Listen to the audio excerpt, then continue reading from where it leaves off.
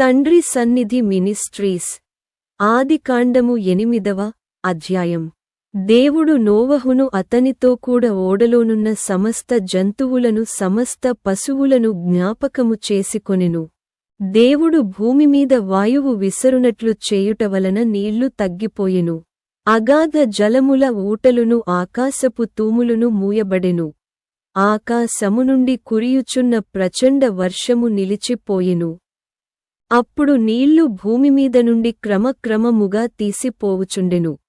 180 దినములైన తరువాత నీళ్లు తగ్గిపోగా 7వ నెల 17వ దినమున ఓడ అరారాతు కొండలమీద నిలిచెను. నీళ్లు 10వ నెల వరకు క్రమముగా తగ్గుచువచ్చెను. 10వ నెల మొదటి దినమున కొండల శిఖరములు కనబడెను.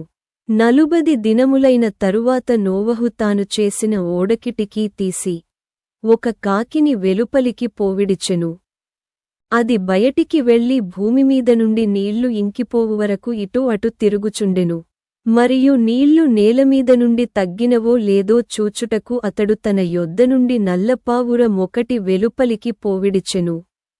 నీళ్లు భూమి అంతటిమీద నున్నందున తన అరకాలు నిలుపుటకు దానికి స్థలము దొరకలేదు గనుక ఓడలోనున్న అతని యొద్దకు తిరిగి వచ్చెను.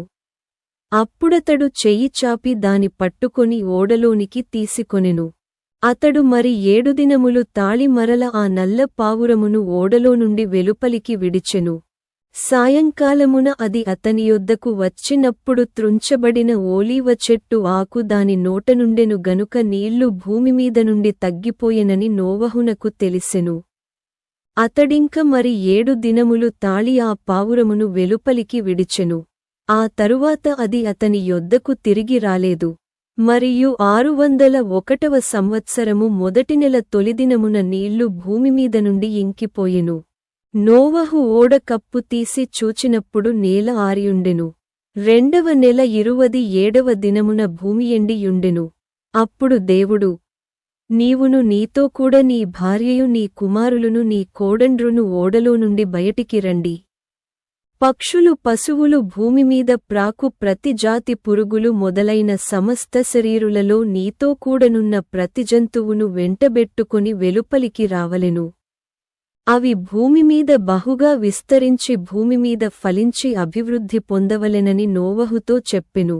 కాబట్టి నోవహును అతనితో కూడా అతని కుమారులును అతని భార్యయు అతని కోడండ్రును బయటికి వచ్చిరి. ప్రతి జంతువును ప్రాకు ప్రతి పురుగును ప్రతి పిట్టయు భూమిమీద సంచరించునవన్నీయు వాటి వాటి జాతుల చొప్పున ఆ ఓడలో నుండి బయటికి వచ్చెను.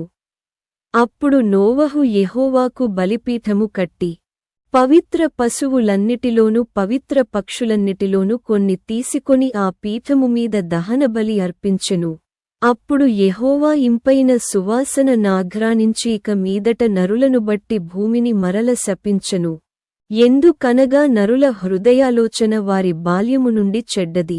నేనిప్పుడు చేసిన ప్రకారముగా ఇకను సమస్త జీవులను సంహరింపను. భూమి నిలిచియున్నంతవరకు వెదకాలమును కోతకాలమును శీతోష్ణములును వేసవి శీత కాలములును రాత్రింబగళ్ళును ఉండక మానవని తన హృదయములో అనుకొనెను.